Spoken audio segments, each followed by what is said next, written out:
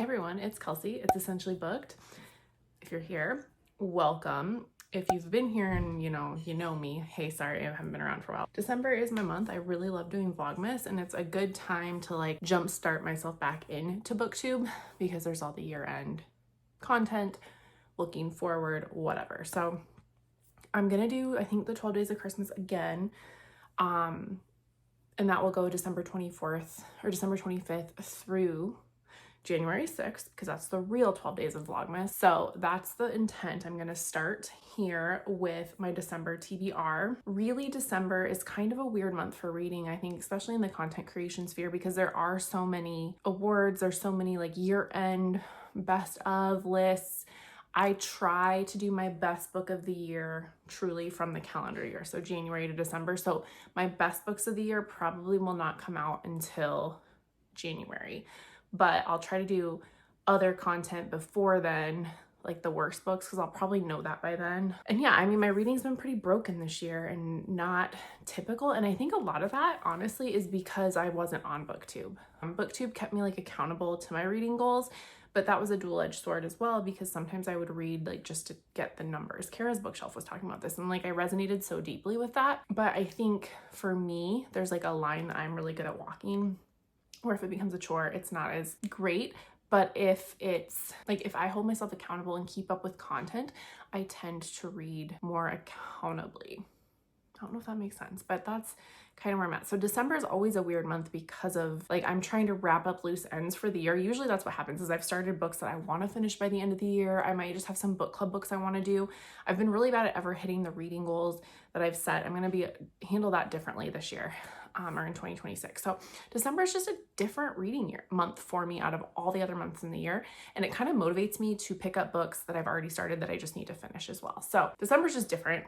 So here's my pile of possibilities. I will not read all of these, but I think that this is a good place to start for my December TBR. So the one thing I always do in December is I read The Christmas Carol. I've been doing this for, I don't know, almost 10 years probably. I need to look back on Goodreads and see when how far back. I've been on Goodreads since 2011. So I'm sure I've been reading it. I'd say probably this is like year 8 at least that I read The Christmas Carol. I just think it's a fun way to kind of herald in the Christmas season, and I usually don't start it until Christmas Eve, and then I read it like throughout Christmas Day amongst festivities. It's not that very long. It's not that very long. It's not a very long book, so I can usually get that novella done pretty quickly. But then I have a couple library books out right now that most likely I won't get to, but I might. I don't know. There's one that I'm questionable. So 2 of them I actually have on NetGalley, but Joanna Shupe is one of my favorite romance writers, and she's a historical romance author. A lot of her books take place in the Gilded Age in New York, which is just a fun setting, but this is an Anastasia retelling. That's a historical romance. So The Gilded Heiress, I have this on NetGalley.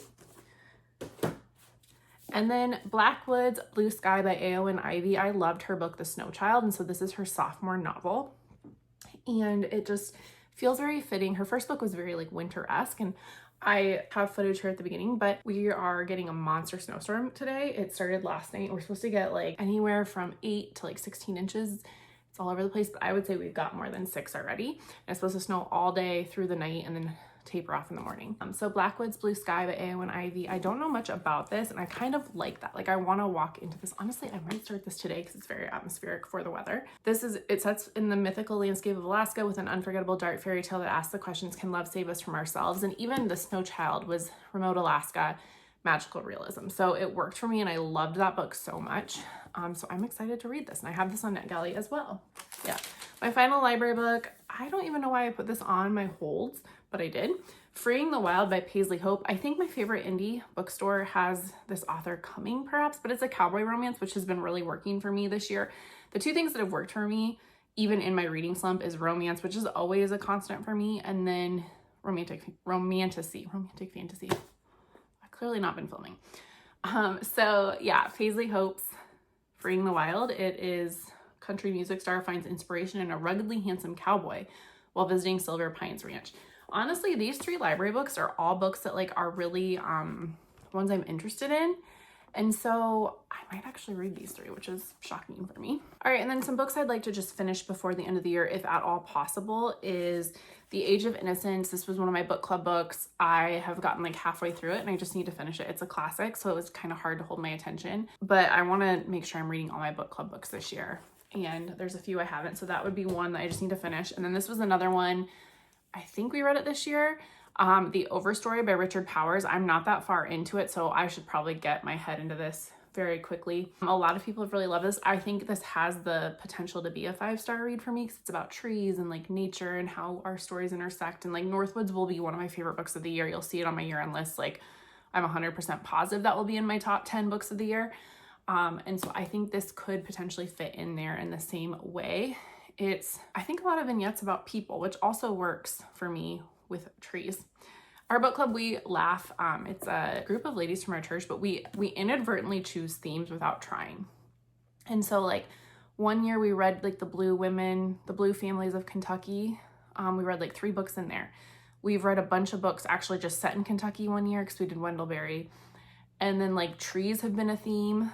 I'm trying to think, we've had some other ones, but depressing books, I don't know, we just joke because we always find a theme that they're all related, but trees have been a very big underlying theme for us. And then I've started Thunderstruck by Erik Larson, and I'm not that far into it, but this was I think on my 24 and 24, which I will not read all those books.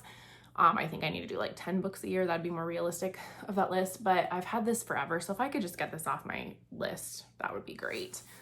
Because it's been on there forever. Caste is another one I need to finish, and I will not finish that this year, but I am like slowly working through it. And then just a few fun books here that if I could get to them, I would, because I want to do the Our Fantasy Bingo. Like I do want to complete that. I have until April, and like I need to go through it and do a video for where I'm at, checking in. Then that will tell me what I need to read for the remainder of the year. I have crossed some of those squares off. I just haven't crossed all of them off. So I need to read that. But Howl's Moving Castle is one of the books that I've put on that list. And this is a children's book, I believe. So it shouldn't be hard to read. And plus I think it could be fun to read. Like my son, I want to like screen it and then read it to my son in a few years. So Howl's Moving Castle. And then The Correspondent was a Modern Mrs. Darcy book club book. I've actually started this and loved it, but I had to go back to the library and we were traveling, so I just returned it. And now I want to come back to it. I bought it because reading it had a 5-star potential. So this is one I would like to get to the end of before the end of the year, because I have a feeling it could end up on my best books of the year. And then Christmas romances. I'm already reading one that's on my 24 and 24, and it's a NetGalley book. That's a Christmas Cafe, and it's fine. But I wanted to just get it off my list, and then I can get a NetGalley review out of it. But I have Love Light Farms by B.K. Borison, and I haven't read anything by B.K. Borison yet, and people really love her, so I figured a Christmas one would be a good way to start. And then I love Lucy Score. The Christmas Fix is a novel by her, and like I love her. I love The Things We Never Get Over, that whole series. Is it the Knock 'Em Out Town?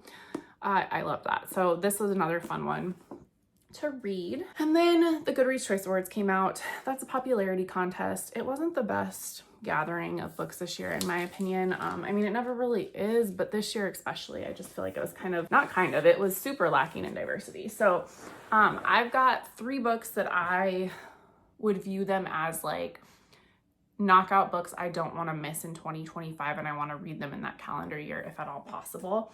So I might work on a vlog for this, we'll see. But The Names by Florence Knapp. It's about this person who could have been named 3 different things, and how what you're named impacts you. And that's just something that those types of concepts work really well for me. And then Wild Dark Shore, I loved Migrations. This also has a 5-star potential for me.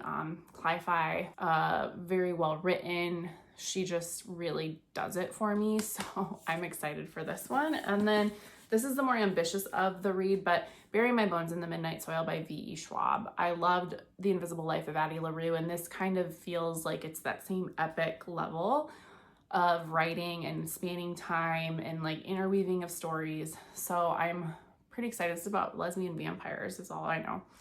So I think that this has potential, but I've heard really mixed reviews about it, which is why I've been kind of hesitant to read it.